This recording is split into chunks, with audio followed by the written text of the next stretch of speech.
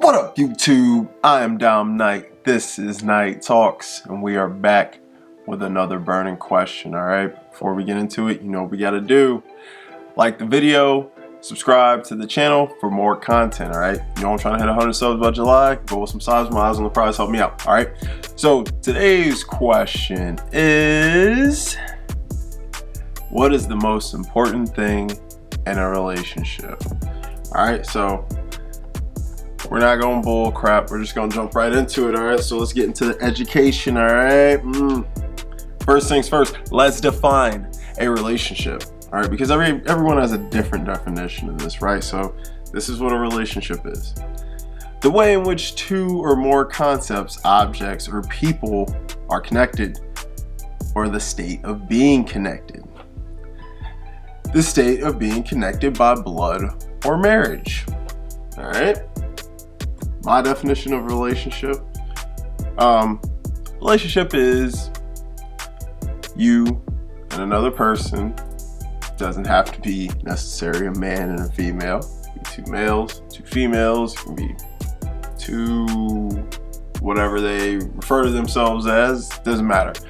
Two people connected, and they share a deep bond, love, friendship.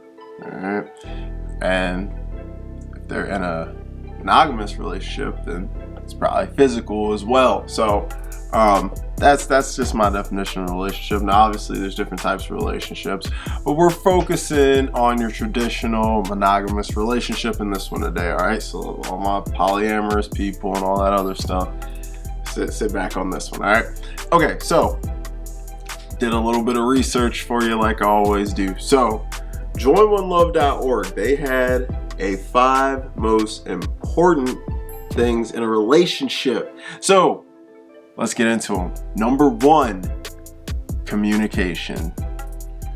All right, I'll read their little descriptions they got for you. All right, you've definitely heard the very cliche, communication is key. But here's the thing, it's a cliche for a reason. Good communication is one of the most important aspects to having a healthy relationship. When starting a new relationship, it's important to be able to talk about what you both want and expect. Sometimes this means being honest and having uncomfortable conversations. But if you're in a healthy relationship, your partner will be receptive and listen, and you should do the same. Being on the same page as your partner goes a long way in opening up to your partner about what's bothering you. Compromising over your disagreements and complimenting each other are equally as important. While communication is important, you should both be comfortable with how often you talk to one another. If your partner needs you to always answer right away and text them all day long, and you don't want that, that's not healthy. On the flip side, if your partner is always ignoring your text and it doesn't make you feel good, then that's not healthy either. Finding a communication balance that you're both comfortable with is super important. All right. Number 2, respect. Listening to your partner, like actually listening, not just waiting to speak. I'm gonna stop the definition right there. I think that is super important. I think a lot of people listen to speak, listen to react, but actually don't want to listen to retain what you're actually saying to them before they answer, because they already know what they want to say to you. So that's very important. Let's get into that though. And trying to understand their perspective is a key way to show respect in your relationship. Even if you disagree on the next POTUS, or if you're team Kimye and their team Taylor, respect your partner's choices and opinions. Don't try to persuade them to change their mind about things that are important to them, like going abroad for a semester where they want to live post-graduation. In a healthy relationship, both partners will have mutual respect for one another. Just because you don't always see eye to eye doesn't mean that one person needs to change their mind in order for your relationship to work. Another key way to establish respect in a relationship is to be considerate of your partner's privacy and boundaries. You are not entitled to know everything that your partner does and everyone who they interact with. It also means being mindful of your partner's feelings and not doing things that might really hurt them, like keeping things that are supposed to be private just between you two, Having a healthy relationship isn't defined by knowing each other's passcodes and getting the pink heart emoji next to their name in Snapchat. While it's cool if you share those things, healthy relationships require some space and a filter. It's extremely important. I think that was a very good point, even though they had some weird little references in there. Number 3, boundaries. We all have personal boundaries on what makes us feel good, comfortable, safe, etc. In a healthy relationship, you should feel 100% comfortable communicating those boundaries and know they will be respected, and vice versa for your partner. If you only want to hang out 3 times a week, that's fine. If you want to wait before getting intimate, totally cool. If you want to keep your Monday fun day night with the biffles, do it. I don't know what those are. Remember that you shouldn't feel nervous or scared to set personal boundaries in any relationship. And if you feel like your partner or friend is using boundaries to control you, like telling you not to hang out with friends or requiring you to share passwords, it's time to rethink that relationship. Also fully agree with that. I don't know what biffles are, so somebody in the comments, you can please tell me and don't make fun of me. All right, number 4, trust. This is a big one. All the relationships require mutual and unguarded trust between partners, regardless of what your partner has experienced in the past, like a cheating ex or a partner's divorce. In a healthy relationship, your partner will trust you completely. Do remember that it takes time to build trust in a relationship. It usually doesn't come right off the bat. And that when your partner fully trusts you with their feelings, you should respect them and not betray their trust. Cheating on them or doing things to them to make them jealous isn't right. On the flip side, if you don't trust your partner, then you shouldn't be with them. Fully agree with that. Don't ever let your partner use their lack of trust or past experiences as an excuse to control you, question you, or otherwise make you feel as though you need to go out of your way to earn their trust. Steadfast affection, support, respect, and communication will naturally strengthen the trust in your relationship. Fully agree with all of that. That was spot on. And the last one, number 5, is support. One of the best things about being in a healthy relationship is having a supportive partner who knows who you know has your back. Whether it's sticking up for you when someone says something mean about you, or always being that rock you can rely on. In a healthy relationship, you and your partner will support each other and treat each other as equals. Your partner won't use tactics to manipulate you, control you, put you down. They will be protective of you, but not overly possessive. They will encourage you to spend time with friends and family, work towards your personal goals, and have a life outside of your relationship. Supportive partners always want what's best for you, and they won't hold you back from achieving your dreams. In a healthy relationship, you'll feel like yourself and not like you have to change things or make huge sacrifices so that the relationship can thrive.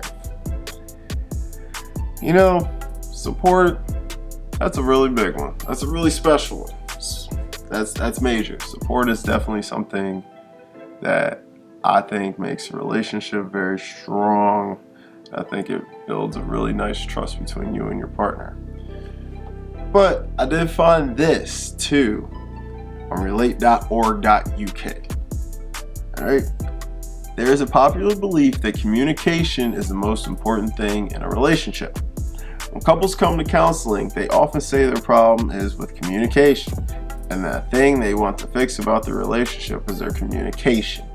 And if only they could communicate, everything would be so much better between them. However, often communication isn't really the cause of their problems. Connection is often the most important thing in a relationship. Yes, communication is important, but it's not always the most important thing. The most important thing is often actually connection.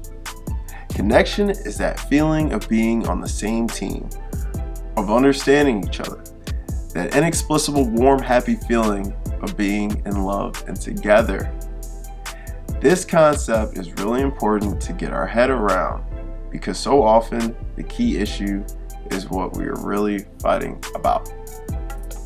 I thought that was pretty interesting. So that's what I'm gonna hit you with, the education there, because there's not a lot I can give you. This is really a subjective subject, right? This is what you think, all right? But I thought I'd hit y'all with a little bit of research and put my own little spin on it. So,